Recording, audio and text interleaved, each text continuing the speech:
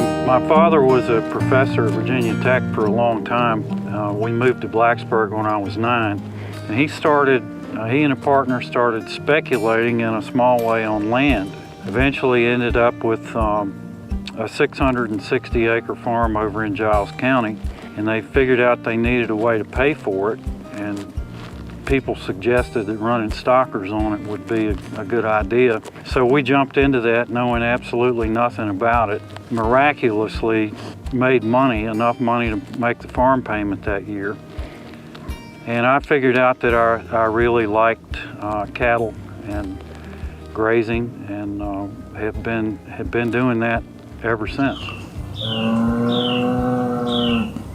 And I pretty much like cattle the same way you'd like dogs. And these are a good example. I just like being around them. I like everything about them.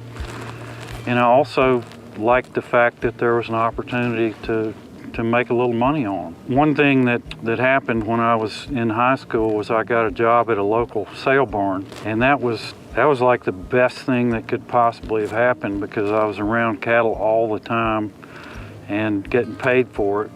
Getting rich, actually. I was making $1.50 an hour, and that seemed like a lot of money. We have mostly South Pole cattle. The cattle behind us are Red Angus that have been bred to South Pole. They'll be producers of 50% South Pole calves, that the females which we'll keep and continue to breed up. But mostly South Pole cows. We breed everything to South Pole bulls.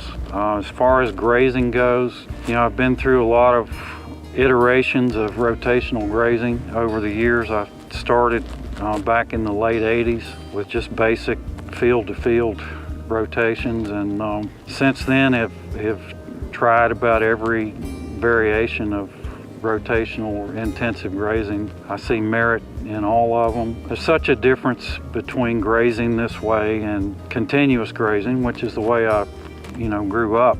It's what everybody did and most people still do. But the difference between this and that is such that I couldn't go back to continuous grazing. This is what really suits me, and for a number of reasons.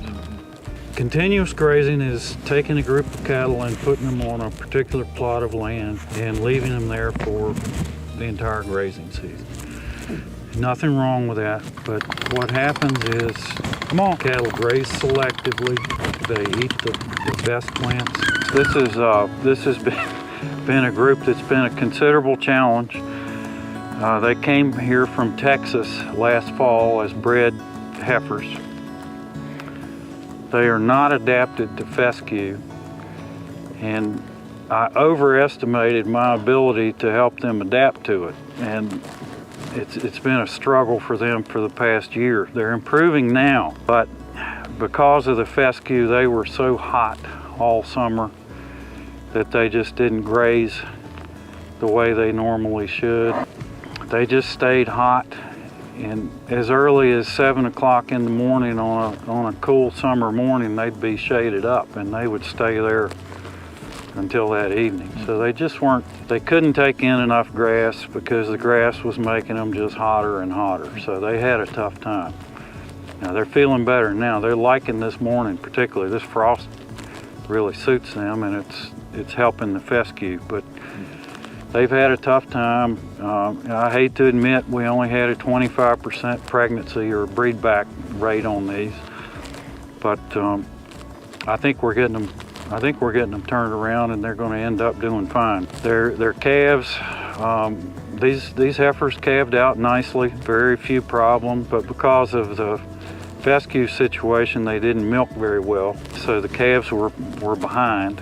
But when they got big enough to start grazing themselves, they started coming on a little bit, and things are better. But also just about every calf had pink eye, which was a result of the stress on the cow being handed down directly to the calves, I think. So it's been tough, but it's getting better. I have nothing against fescue. There are a couple of homegrown yearling heifers in here. Here's one right here that is slick and fat. She's been on the same grass as these other cattle. She's adapted to it, and that pretty well shows you the difference. The adapted cattle do fine, particularly if you have some diversity in there, but the unadapted cattle struggle.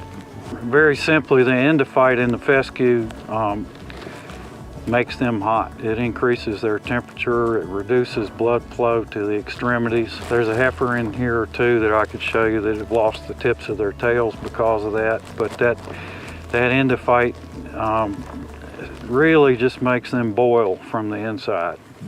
Well, I have the privilege and the burden of making a living doing this.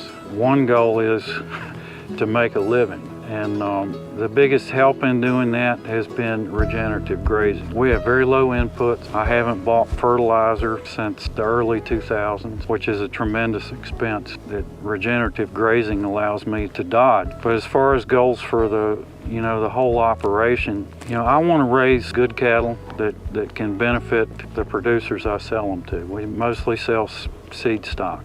Job one is to make sure that the cattle are doing well and have what they need. The other thing that I really want to do is continue to increase the life on the farm. And by that I mean if you look at our buffer areas and the amount of life that is in there now compared to when we continuous grazed, it's just amazing. I want to continue to improve water. One thing I've concentrated on is getting cattle out of the creek. There's about a mile of North Fork of the Roanoke River that I've been able to get cattle out of over the years, and I've seen the difference that makes in the stream banks and in the aquatic life, the birds that are here, and all that. There's several things I've noticed in regard to that. One being particularly, and I think you can see evidence of it out here now, we've been in a pretty dry time around here. Not as bad as a lot of people, but been tough. And we've got actually a fair amount of grass out here. And what I'm getting at is that by building the soil and building the roots, you're just less susceptible to the drought conditions. If you drive up the road here and look at some continuous graze places, and friends of mine, but if you look at those compared to this, the first thing you'll see is just a big difference in color. And it is essentially green here now, even though it's dry, and there's grass, and on those other types of places, they're brown, and there's just not much grass. And the drought resistance that you build up is remarkable. Another thing I've noticed, we've always had Johnson grass in the bottomland down here, and I'm a big fan of Johnson grass for summer grazing. It's a free summer annual. You don't have to plant, you don't have to fertilize, you don't have to do anything to it but graze it. And I'm glad to have it, but the thing I've seen which surprises me is that Johnson grass and some of the other warm season grasses have moved into the upland areas. Before, Johnson grass was strictly in bottomland. That was the only place it could live. But now it's expanded, and I have to think that climate has something to do with that. I think it has quite a lot to do with it. But I acknowledge that plant adaptation may be part of it too. But things are certainly changing in that regard. Some of it's for the better, some of it probably not. Well, there's no doubt that's important. I do it, on a very regular basis. And for one thing, it's just nice to get out here and walk and enjoy nature. But without fail, when I'm doing one of those walks or grass surveys or grass inventories, I call it, I usually pick up on something that I had missed, or I'll notice something that's in the pasture that hadn't been there before, or something that's not there anymore, and wonder why. But walking around and seeing the effects of how you're grazing is very educational if you pay attention.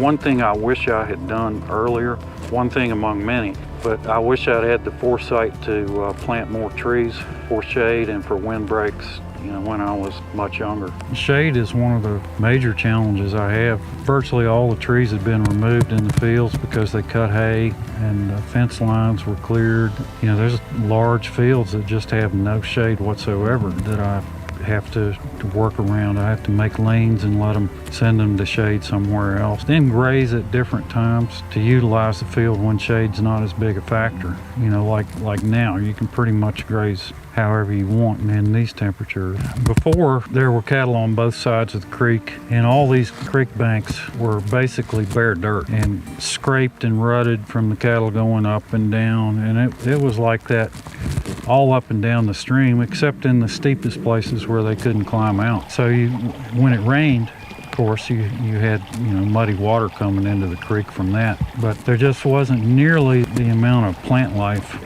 on the stream banks that there are now, and that seems to help all manner of wildlife. Really nice down here now, where before it was kind of an ugly, scraped up, muddy and manure area. So, several years after I'd gotten the cattle out of the creek and had noticed the increase in wildlife, particularly in the aquatic life, we had a fish kill resulting from a spill upstream here, and for about 1.25 miles it killed every form of aquatic life you can think of in that creek. There were dead fish all up and down, and everything was just decimated. It has taken a long time for it to come back from that. I was really disappointed that it happened, but particularly since I'd seen things really on the increase.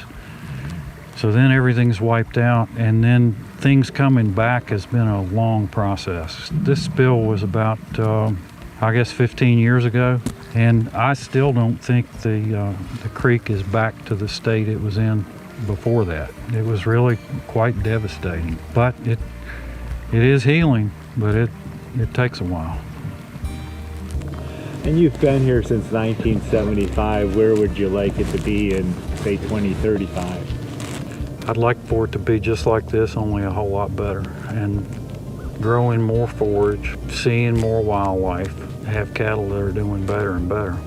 I think I'm very optimistic about the future of regenerative grazing and grazing agriculture in particular, and the reason is the young people that are coming up and the beginning farmers that are coming into this as a second career. What I notice is that as a group, they are so smart and so receptive to new ideas and new techniques. They don't resist the way some of the older ones like myself tend to resist new ideas. I'm really encouraged by that, and I think as a group, and I include the older second career people, I think they're more socially conscious and environmentally conscious than the generations that have come before, and I think it's going to be a great thing for agriculture, and particularly for grazing agriculture.